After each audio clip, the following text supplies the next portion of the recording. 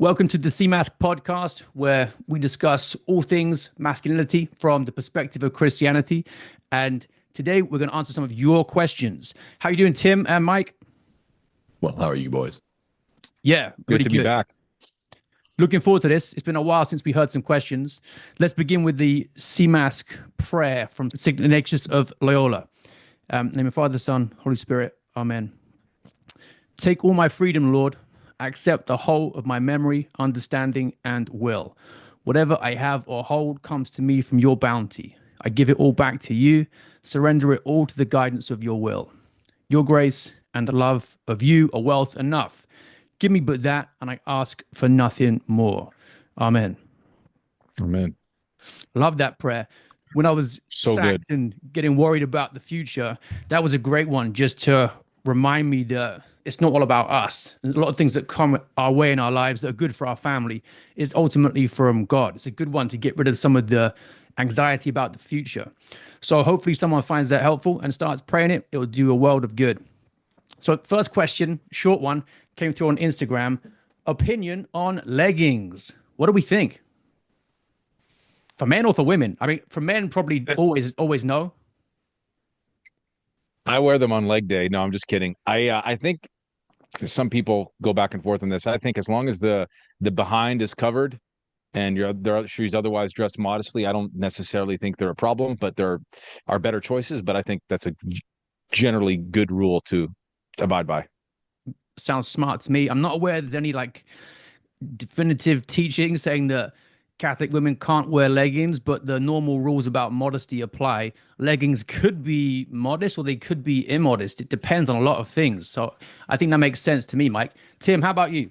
Are leggings ever okay? Yeah, no, I agree with Mike when it comes to just my own wife. I'm not into telling other guys' wives, what they can wear. Modesty is a really, really tough one. It's a really tough one. So I would just say, yeah, for me, it seems to be just everything. Anytime you go to the grocery store, it's women in leggings. They don't wear anything now. It's all they sell in Target. It feels like it's a whole section. That is the kind of culture being pervasive. And so yeah, with my wife, I don't mind as long as in public there's a long shirt. Like I think that's what you said, right, Mike? But I'm not telling other people's wives. Modesty is a really tough one. Yeah. And I think actually the same outfit on two different women, even in the same circumstances, one would be modest and one might not be. It's really hard, like you're saying, Tim, to actually give any kind of rules on that. There's principles, but how it plays out is so tough. What you just said, well, I don't even know why that's true, but it is somewhat just different figures. It's like, that if a girl's really little and skinny, a shirt or something might be perfectly fine in my judgment on her, but except if the girl's even skinny but a little more voluptuous, it wouldn't be in my view. So I think it's funny when guys spurg out about this for other people's wives. This is give it your best estimation and find out in the infused judgment of the beatific vision at the end of the eschaton, other side of the eschaton kind of thing. Give it your best, and it's a good question, though, I guess. Yeah, definitely. You can see why it's one that's on people's minds. It's kind of like tank tops for men. If we have Italian stallion Mike in a tank top, it might be a problem for some ladies in some places, but another guy in a tank top, it might not be. Yeah, that's fair.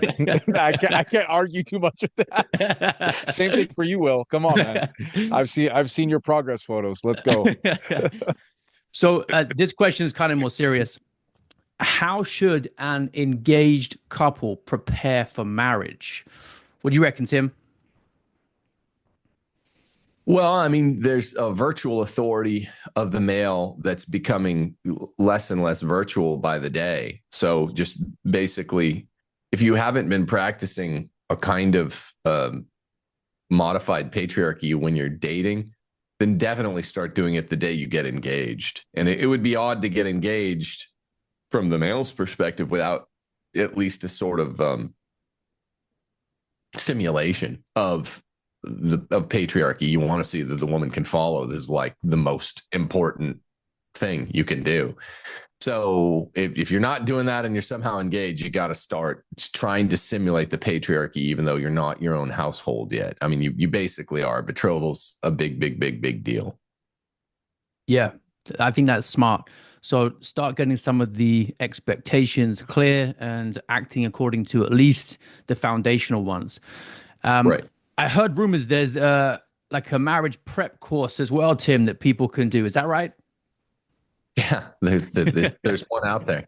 Yeah, it's leave and cleave. Everyone that's done it, that's go to timothyjgordon.com. It's the Leave and Cleave One Flesh Marital workshop. The textbook is the book that Steph and I wrote this summer, and people are literally, 150 people were in it or so at first, and they were like, many of them were in one of the corny, cliched Catholic puppy mill betrothal courses, and they're just like, this is garbage. Our instructors are telling us how horrible marriage is and how little they get along, and then we're at the same time, thank goodness, reading Leave and Cleave and taking your guys' online course, and they're like opposite products. So and just teaching actual practical stuff. So yeah, thanks for the shout out. timothyjgordon.com. You can take that a recording of that class. What do you think the biggest misconception about marriage prep is that you have to correct? I think people just overthink it. They really, really overthink it. They think it's like this place that they get to. It's this destination that they land on all these principles and it's all perfect and peachy keen, when it isn't. You're at the starting gate when you're married. And really at that point, as long as you get the fundamental principles correct, the dynamic, woman staying at home, the just like what Tim said, kind of a modified patriarchy while you're going through engagement and courtship and whatnot. And one thing that I would add to that is men, have a vision for your family. What do you want your household dynamic to look like? Do you want to homeschool your children? How are you going to support your wife being at home? Where are you going to live? And then it gets even more micro than that. How many vacations do you guys want to take a year? What is, your day-to-day plan look like as a family? But I think it's just like dating. Guys just really overthink it, and they don't trust enough in God's providence and his wisdom, that so long as, you're frequenting the sacraments and you're asking God for his wisdom through this time, it will be provided to you. You don't have to have it all figured out like it's a video game. Yep. I think that's a great point, Mike.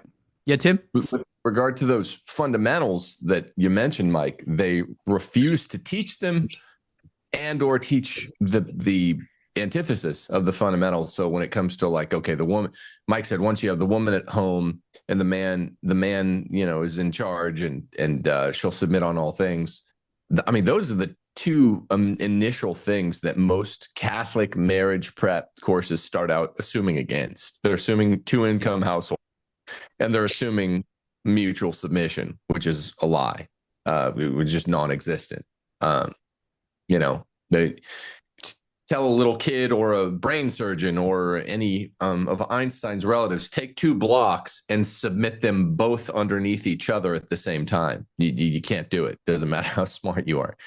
So once you start a marriage prep course on that note, where you're assuming those 2 things and a couple other fundamentals, then congratulations. That means you're in the One Flesh Marital workshop, because there are no other ones out there unless you guys want to start one.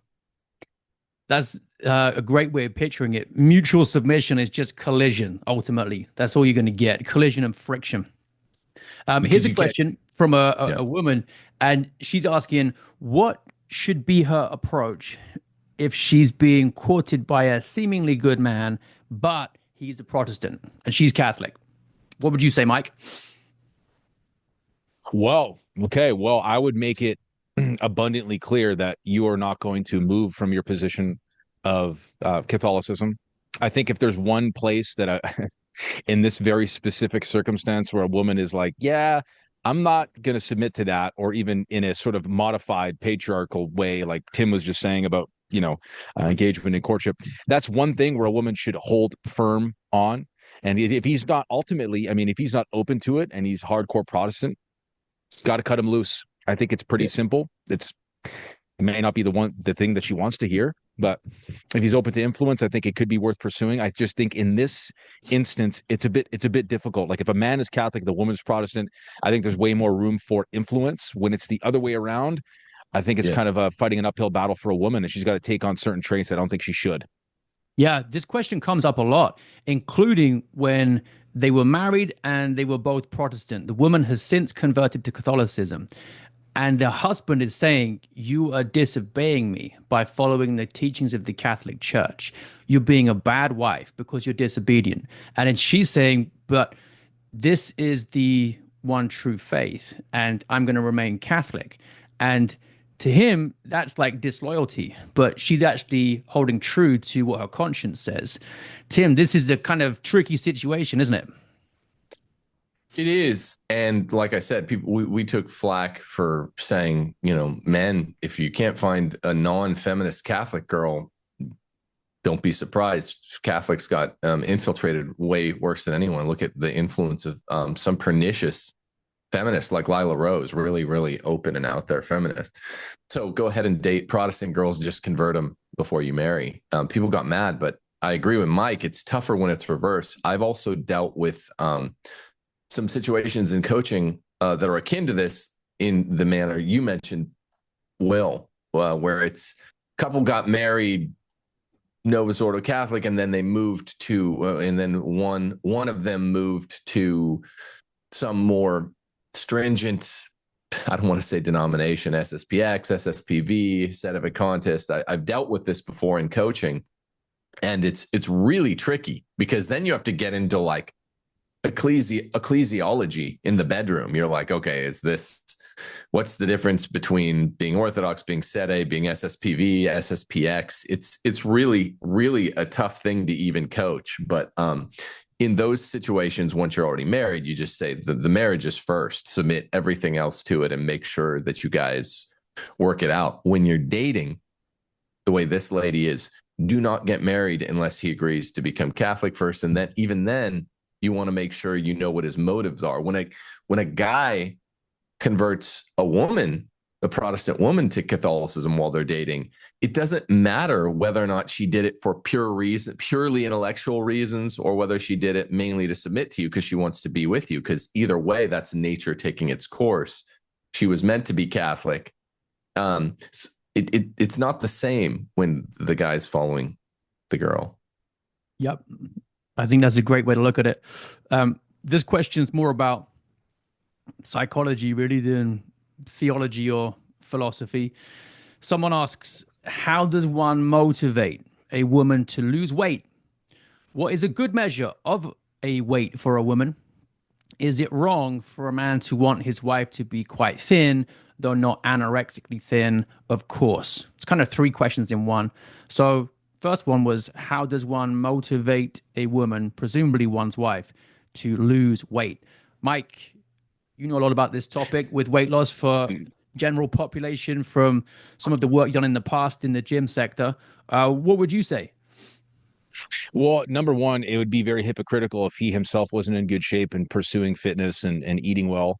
And instead of just projecting this onto his wife, in which case you need to address yourself first if you haven't, because again, it all flows downhill. I think, a reasonable way to do this is to invite her to work out with you. And when you guys are constructing your meals, help construct the meals for her as well. And it's a slow education process versus, hey, I want you to be more attractive. I want you to, instead framing it as, hey, listen, I want you to be healthier. I want us to partake in these activities together.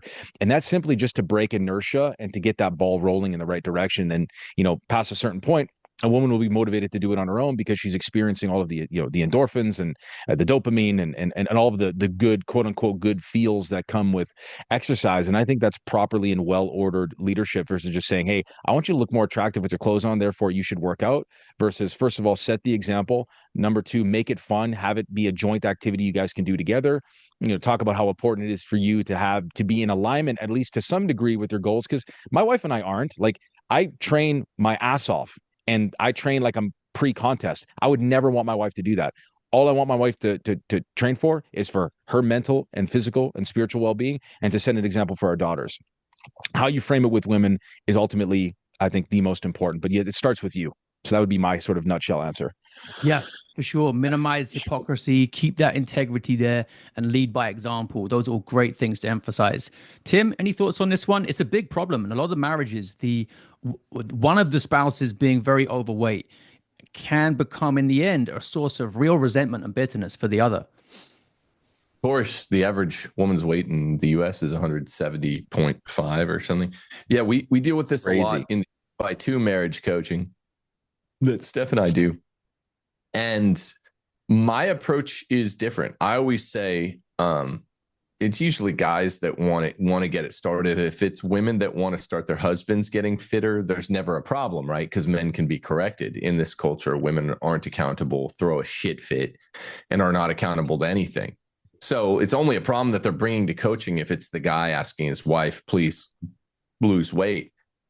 We don't, it's usually Steph will kind of tackle it, and she will just take the head on approach. Hey, look, this is good for your vascular health and heart health, but that's not as important as for your marriage. And she's like, also, it's extremely selfish for women to ask men to give up what they're attracted to, what they were attracted to originally, if you're gaining weight. So this is a looks thing, and it's a duty thing. And men being attracted to by a woman's physical appearance is not a bad thing. It's a good thing. And so it's actually more important than either of your individual health is the health of your relationship. And I usually just kick in, hey, whatever you're doing, do together. If your husband's asking you to spend an hour in the gym a day, go ahead and spend an hour a day in the gym together. Go do it. Don't ask your wife to do more than you would do. So just say, hey, we'll literally spend all that time there together.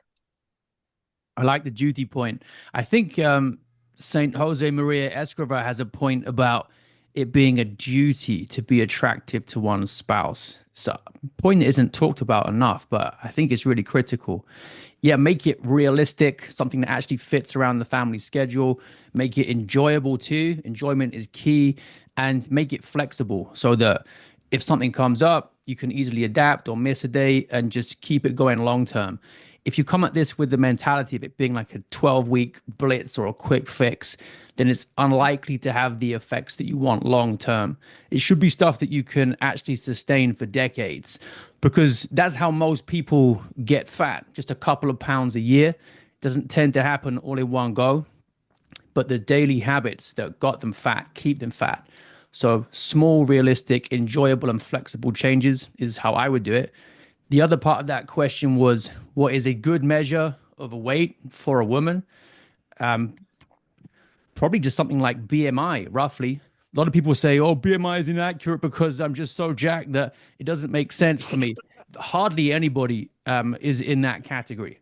Like a couple of people are, but it's very rare. So I would just start with BMI, and then within that healthy range, whatever is your personal preference. Like personally, I don't like women being very thin. So when you said for a man to be quite thin, though not anorexically thin, maybe your personal preference is towards the lower end of the BMI healthy range, whereas I might prefer smack in the middle. But as long as they're in that healthy range, I think that's fine.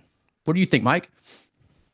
Yeah, I think your point on BMI is so spot on. You know, there's so many guys and gals out there, especially in the fitness world, that are like, yeah, BMI is such an antiquated marker because I'm just so jacked. No, you've got way more fat than you think you do. I'm actually experiencing this again as I've been in a deficit. I'm learning to diet. I'm learning to diet again because I hardly do it anymore. And it's like, yeah, I'm fatter than I thought I was, and you probably are too. So I think your metric of using the BMI scale and sort of adjusting it for preference. I think, Tim, you made a really good point. I was being a little light in my delivery of that, kind of thinking back to this conversation I had with Matt Fradd, where everybody online was just seething about this conversation. But to your point, yeah, you know, to a point, it is about preference and it is about duty. So using BMI and adjusting up or down accordingly. I'm like you, Will. I'm not a huge fan of, you know, I don't want my wife to be a skinny little rail, so maybe we adjust upwards. But using the BMI is a good starting point. And to Tim's point, yeah, it is also your duty, and that's part of the reason I train as well. So I think that was a good answer. Yeah, and you can also connect this stuff to the spiritual aspect of marriage too, because body weight also has a relationship with fertility. So if you're thinking about what the deep purpose of the marriage is in terms of procreation, if you're too heavy or you're massively underweight, you're going to be interfering with your fertility. And that's a really big thing to consider because it strikes at the core of what marriage is supposed to be about. So none of this is superficial. It might sound it like it's just a question of tape measurements, but actually it's about your whole attitude to what the marriage is about on a foundational level. Okay. Have you guys got any questions that have come in over the last couple of weeks or today from people wanting to know things? Just a couple of days ago, I got this question. Yep. Hey, Tim and Steph, it's basically the same thing. There's a couple nuances in here you guys could take a crack at. I might say something. My name is blank. I'm 19 and really appreciate the wisdom of your show. I'm curious if you could do a podcast, doing it now, Mr. Blank, on how to address your wife and husband's weight, specifically female health and how to stay thin. See, everyone's asking this because guys don't throw a fit if someone says, hey, you're fat, get thin. It's only the other way around. No one knows how to do it. I feel like the women in my life, mom, sister, etc., are overweight and don't seem to know how to lose weight. And it's not even his girlfriend or wife he's afraid of pissing off. It's his mom and sister. I just suggest the old trusty calorie deficit, but that never seems to work for them. Probably still eating too many. Anyway, thanks. God bless. One further thing I would add is that it's very, very basic. In addition to all the wisdom that you and Mike gave, women, you shouldn't, like when you're preparing food at home, you shouldn't be making the same size plate for yourself and your husband. This is really basic. You should be given half to 2/3 of portions, or you're eyeballing it. So I'm not saying you're a bodybuilder, you have to measure the amount of grams in your chicken the way Mike and Will may be doing it, but just eyeball it. You should not be giving yourself the same portions. If you go to Subway to eat fresh, and your husband's getting a foot long, you're like, oh, I know I at least have to be getting less than a foot long. If my husband's eating 9 inches a sub, I should at least be eating, I at most be eating 6 inches. That's an easy rule of thumb. You're smaller. You have a smaller frame. You don't need to do that. And once again, I would just reaffirm to my emailer, it is not bad at all. It's healthy to admit that this is not just about long-term vascular and heart health. That's true, but people are gonna take it as, oh, you're shying away from saying the real point. And the real point is bad. It's bad for a husband to be attracted to his wife visually. No, it's not. It's more important than long-term vascular heart health that they're both attracted to each other, because that's your spiritual life. That's your path to heaven. Yeah. And it has such huge impact on the rest of the marriage, because apart from being physically exhausted, just really tired and run down from tough family schedules, what the research says lowers women's libido most is actually feeling fat, right? When they don't actually feel comfortable in their own skin. That, in addition to physical and mental exhaustion, dampens women's libido most of all. So it's better for you to actually have some of these hard conversations and change routines regarding body weight than it is for you to let it fester and then end up in a sexless marriage before too long, because that's what tends to happen. Good reminder. Mike? Yeah, I think that's it's very well said, and most people aren't ready for that conversation, right? Because it's a hard one. But with regards to family members, I mean, I've been there enough times myself. Most people are not going to care because it's coming from another family member, and they'll just take it for granted. I mean, I not to put my family on blast, but when I lost over 100 pounds, and majority of my family being at least like slightly overweight Italians that maybe overeat a little bit, my advice wasn't really heard, nor did it really want to be heard. And I've done nutrition coaching for a long time. People really got to be ready to cross that bridge. Plant the seed, let it go. If they're not willing to take it, focus on your own thing. And if you're, and this is another thing too, right? Like, we should be helping each other out as married individuals. And it's not to say that self-abuse or pornography is ever justified, because it isn't. But, a lot of women and men should not be surprised that their spouse ends up doing this because of their own weakness and sinful nature, if they're not attracted to the other person. So it's a duty that we have to each other, and that's a hard conversation. But like Will, you always say, the truth hurts and then it heals in the end. So we need to pay attention to these things. It's important. That's one of the secondary ends. Sorry, Tim, you go. Sorry. I was just saying, I wish I had the full quote here, but Saint Jose Maria Escriva, a saint from the late 20th century, founder of Opus Dei, says he attributes 80% of marital infidelity, where the man cheats on the woman, to the woman's ultimate fault, because she has not kept up her facade. He says older facades require more restoration. And he says he blames 4 out of 5 of these on the woman. He also cites an Aragonese saying that it's like a woman who burns her stew by being at church might be a saint, but if she burns it, she's a little bit of a devil too. So it's like the woman's main job is to be there and to keep the attention of the man. And that's kind of our job too, is to keep the attention of the woman. But the point is, we don't condone adultery or prawn or anything like that. But if it's happening in all these households out in the burbs, it's according to this saint, 80% of those or more are the fault of in the kind of efficient causation way, the woman. Yeah, there's a frightening stat, which is that in households where there's junk food on view on the kitchen countertops, like easily within reach, the wife is on average 30 pounds heavier than in households where there isn't junk food on view. So if you're a guy who is unhappy with his wife's body weight right now, then go and have a look around your household environment. What kind of behavior is it encouraging? In what ways is it an occasion of sin? In this case, sin of gluttony, presumably. Are you making it easy, or are you making it difficult for your wife's body weight to move in the direction that you want it to? 30 pounds heavier in households where there's junk food on view versus where there's not.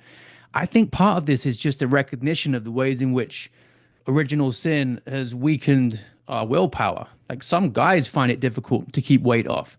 And if you think about what Aristotle, what Aquinas say about women having even weaker willpower because they're even more ruled by their emotions, then if men find it hard, women will find it even tougher. So to me, that's something about the basic protector role. What does your environment look like? What trajectory is it putting your marriage on? Some guys are as blind to that as they are to the financial reality of their day-to-day expenditure and income, and they just stick their heads in the sand, and then eventually it ends up in a complete wreck. I got a question. Oh, sorry, Mike. Go ahead, Tim. Sorry. No, go ahead. We're like, all of us are bumping into walls and stuff. We're out of practice at this. I was just gonna. I had two questions I got on Twitter. So if you're gonna add something to that, Mike, you could go ahead. No, go ahead with the question. I have one too. Whenever we get through yours, no worries. This one's real specific. How many Malachi Martin books have you read, and have you listened to any of his interviews with Bernard Jansen? For me, all I've read is Windswept House, and yes, I've heard one of, I think, the one interview with Bernard Johnson. I've also listened to 3 or 4 of the Art Bell ones. I won't even give commentary. I'm just trying to answer the question I called for. Have you guys read any Malachi Martin? Nope. What's the best one? I'll have a look at it. Windswept House is the long fact fiction novel about what was happening in the Vatican in around Vatican II. It's pretty interesting. Windswept House. The extent of my knowledge of Malachi Martin is your channel, Tim. So I have not read Malachi Martin, but it sounds like I should. Okay, yeah, Windswept House is pretty good. It's all of the bad prelates who are in the Lavender Mafia, Sankt Gallen Mafia. They all have a code name. A fake name, but there's a key online, and basically what they were doing to JP2. This is after the council. This is during the 90s. What they're doing to JP2 is basically what the accounts really are. It's pretty interesting. Bernard Jansen is a guy that has a bad relationship with Martin. And I don't believe him. I'm also never quite 1,000% sure I believe 100% of what Martin's claiming. So I don't know, but I believe Malachi Martin more than Bernard Jansen. Someone also asked us, would you describe the process for married men leading their wives out of the workplace back into the home? I mean, what Steph and I tell people in 2x2 coaching is it's simply get a plan, stick to it. Like, you're going to have to wean off the 2-income trap, which is an Elizabeth Warren term. I mean, she, what's her name? Pocahontas herself, who's come a lot farther to the left since she wrote the book 2-Income Trap. She herself says it's a trap, and you will have to wean out of it. So take 6 months, get a plan, and get the woman protected back at home. That's what we always tell people. You don't have to do it right away unless you're independently wealthy. What do you guys say? Yeah, plan's key because it will make it look achievable. Otherwise, it's likely just to be frightening financially, because if you don't have the steps to take to get there laid out realistically, then the woman's mainly going to be filled with anxiety and doubt. Yeah, practically laying out the how and the why. Women want stability. They want surety that their house is still going to be over their head, the roof's going to be over their head, and food's going to be in the fridge, and they're going to be taken care of. So laying out the why and the how is important. And then also, and this is where so many guys drop the ball for whatever reason. It's like, actually have an objective look at your financial situation and give yourself enough of a runway that you can actually execute this plan. If it's a short runway, can't really get that plane up in flight unless you've got deep pockets already. And so besides that, it's God's grace. That's the only way I would do it. And be prepared to make sacrifices. What's it worth to you? Don't expect it to be as easy as your current setup on 2 incomes, but it's worth it. If you have to have a slightly lower amount of disposable income per month, so what? It's a good trade-off. You have to be prepared to actually look at it that way as well. And when it comes down to it, maybe one of you isn't. And that's a question of not whether you can do it, but whether you want to do it, what the actual priorities are. I think when men ask the question, they're asking, what do you guys say about women that want to stay in the workplace? That this is where it gets a little trickier. Right. So that's priorities. What are her priorities? You two aren't actually of one mind, of one vision for what your marriage is about. And one flesh means being of one mind too. You're supposed to be going in the same direction, not different directions. Yeah. What do you say, Mike? Yeah, I think it's just a question of having a conversation of priorities. And ultimately, I mean, if it comes down to it, you're the leader of the home. Maybe you failed in other areas. We haven't set the foundation for this. So this is going to take a little bit longer to rewire a woman. But, laying out the vision that you want for your family and saying that vision involves the woman staying at home and that she may not realize it right now, but that's the best possible place for her, and that you'll do everything in your power to take care of her and to ensure that she still has something outside of her motherly and wifely duties that she finds fulfillment in. Although when they cross that bridge, they'll find that is where the fulfillment is. So it is really, it's kind of a push-pull. Sometimes you have these conversations, you've got to let it marinate for a bit of time. Come with the practical plan already laid out. I think that's going to make an even better case for you, where you have to sacrifice, how much money you have available, how long it's going to take you, how much you need to make, or if you're a business owner, just stepping on the pedal and making more. And if you have this plan and you speak to her about it, understand it may take longer than 6 months, it might take a year. But it's going to be a slow, what I like, Will, is in the time that I spent doing the coaching stuff with you as a closer, was that you said for every 1 year a marriage has been sort of sideways, it takes about a month of correction, give or take, right? So if your marriage has been like this for 5, 6, 7 years, you can expect anywhere from 6 to 8 months or maybe a little bit more to kind of get things back on track. Yeah, pretty good rule of thumb. And guys who are impatient often are going to have problems keeping it in order once they finally get it in order anyway. You've got to think in terms of the long game, and also recognizing the ways in which you yourself might initially have contributed to putting it in this poor direction where it's currently headed, where she cares about her career so much and really relies on that income for her self-esteem. Sometimes it's guys who actually were like that themselves.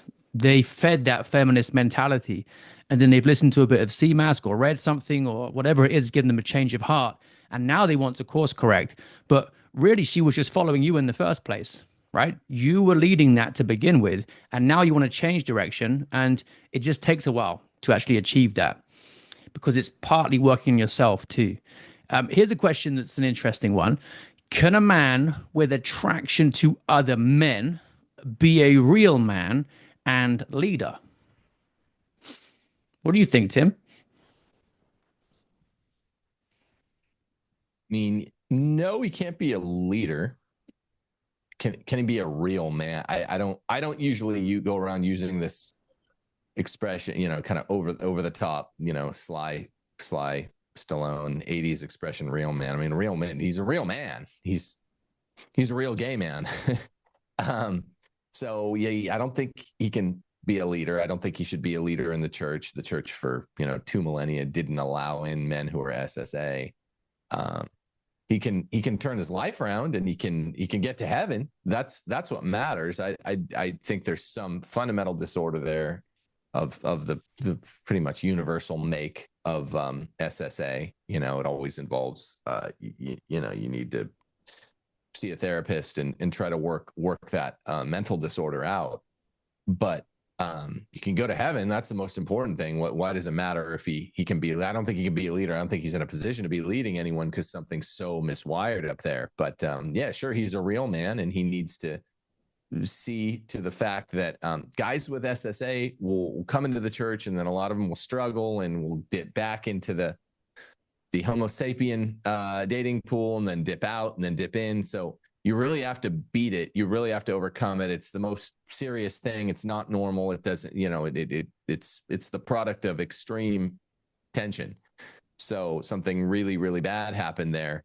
And, that's why I say no to leadership, but he can't go to heaven. It's going to be a tough road because there's natural vice. Men are attracted to women, and that's always presenting the opportunity for lust. But then there's unnatural vice, and that's 100 times dodgier. So, yeah, God bless these guys.